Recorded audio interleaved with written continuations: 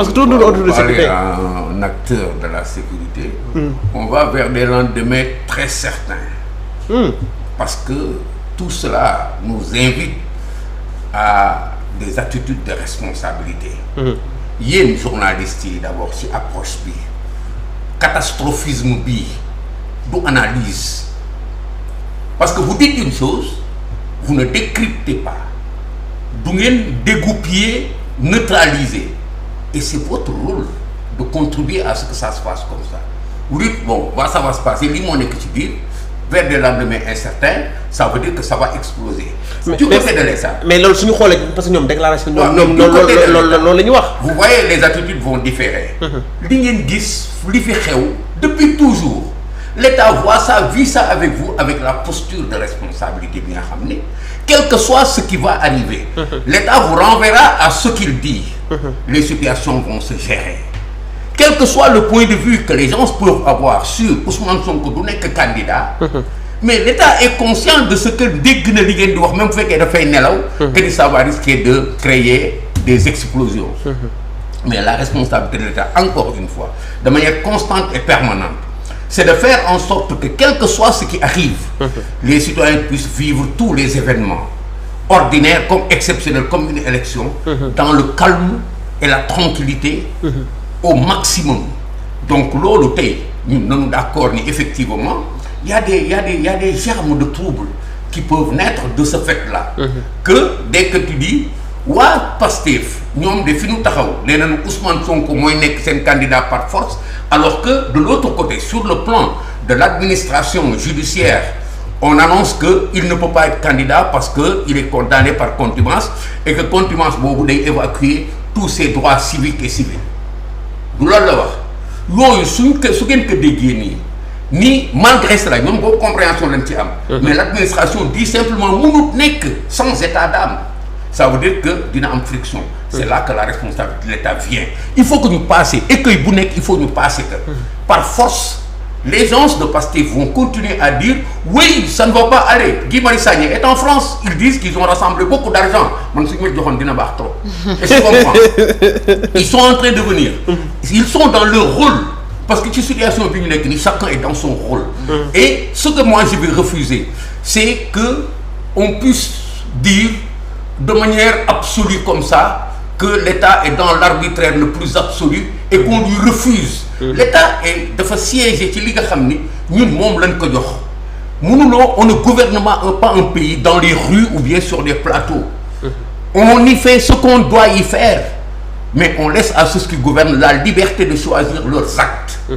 Quand par exemple l'État et la justice sénégalaise apprécient de la candidature de Ousmane Sonko, mais au finish li ñu def moom mooy nekk, et ça évacue tout le débat. Mais en attendant, ceux qui croient qu'ils doivent protester de droit et ceux qui doivent protester de manière partisane, parce qu'il y en a, parce que moi, ce qui m'éblouit aujourd'hui, c'est qu'on puisse nous présenter sur la table comme ça un favori à une élection, mais qui est Ousmane Sonko en tant que citoyen sénégalais. Moi, je suis quelqu'un de tout à fait particulier, mais je ne vois pas le Sénégal, moi, dans ce processus-là, devoir accepter, après tout ce qui s'est passé, que Ousmane Sonko dirige ce pays-là un jour. Ah bon? Ah oui. Il y a eu trop d'événements. Et vous ne cherchez pas. Lui, il a parlé tout à l'heure des raisons d'État. Il a convoqué la Libye. Il a convoqué des événements graves. Ou non, on est dans les rapports de force là, on n'est pas dans la raison d'État. Et État, ci diggante man ak yéen ñii, àddina lépp rapport de force là. Ce sont ces rapports de force ñoo causé événements yi ngay wax. Soo ko bëggee appréhender normalement sans aucune frustration, sans aucune expression de frustration, da ngay dem fi problème bi nekk.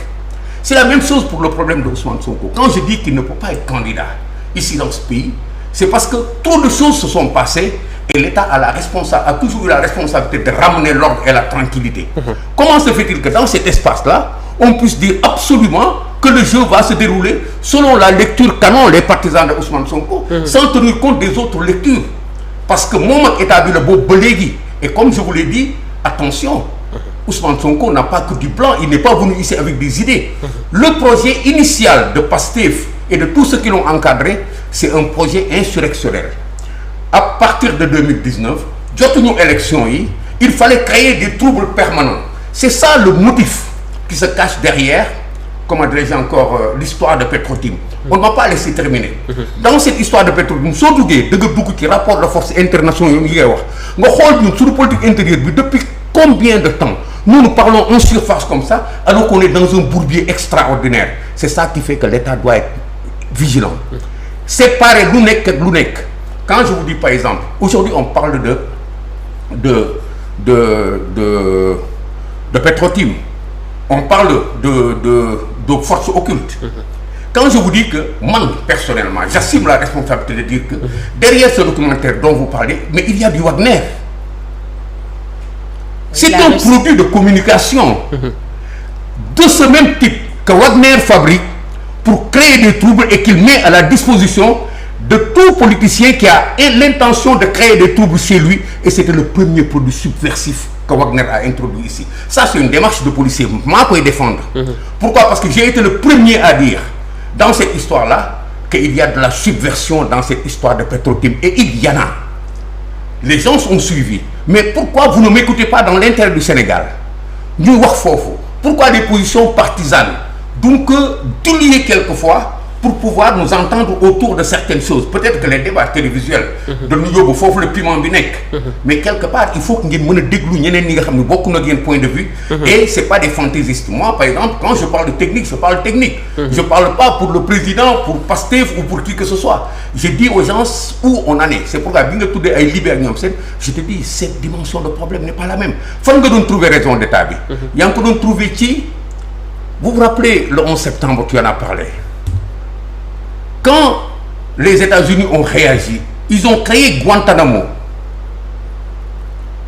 À Guantanamo, pendant combien d'années on a mis en prison des gens? Vous me direz que comparaison n'est pas raison. De les entendre, de les torturer pendant des années, sans aucun jugement, sans aucun procès, sans aucun avocat. Loolu daf ñuy illuminer ci fan la état nekk ci am réew. Et en le faisant, les Américains, ils ont fait la même chose que le Sénégal défie en isolant Ousmane Sonko. L'État s'est isolé pour prendre ses responsabilités en tant qu'État pour apporter à l'Amérique li mu soxla.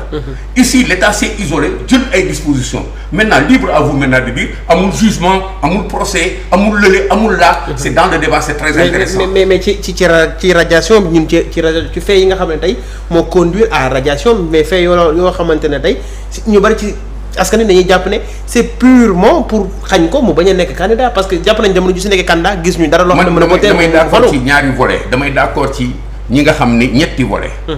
ñi nga xam ni dañ ni c'est purement cela parce que ñii dem dañuy convoquer des arguments de droit ak seen xam-xam ak seen mën-mën gis naa ci ñu bari. damay d'accord ak ñoom, ils sont dans leur rôle. Damay d'accord ak ñeneen ñi nga xam ni du côté de l'État, ils apportent les mêmes types d'arguments dans l'espace public pour wane ni lii ñu ko def c'est tout à fait normal. On est toujours dans le débat, on n'est pas dans une vérité absolue. Mais dafay fekk ni ci situation yu mel noonu ñi nga xam ni dañoo far dañuy bëgg toujours ki wax lu leen arrangé moom moo nekk ci dëgg. Aujourd'hui, parce que la tendance oppositionniste au Sénégal prête à comment dirais-je encore au mythe de la justice de vouloir coûte que coûte légitimer au plan du droit le fait que ñu écarté waa jële, les gens s'abritent derrière là-bas. Mais d'abord il y a ça, mais il y a aussi le fait que on est dans une situation électorale. dañu am ñun lu passé fii nekk élection ñu am situation bu benn acteur nekk ci biir. li ñuy teqale c'est l'ensemble des éléments du processus électoral. suñu buggee am jàmm foofu la ñuy taxaw mënuñu tey en débattant de cela répondre ci question bi fii. Effectivement, il y a de la politique. Parce qu'on ne peut pas faire de la politique pour accéder à gouverner un pays, être à la tête de l'État et ne pas continuer à faire de la politique. C'est légitime. Mais maintenant, laisse-moi terminer là-bas. Li nga xam ni moom moo ñuy séparer fii, c'est de laisser le processus continuer. Même si dans l'erreur demain, le Conseil constitutionnel dit que Ousmane Sonko ne sera pas candidat, c'est comme ça que ça se passe en République. D'accord. Froid bi may waxee nag ngeen baal ma ko. Mais je vous invite à cette décision-là et je vous prépare à accepter cette décision ñëwaat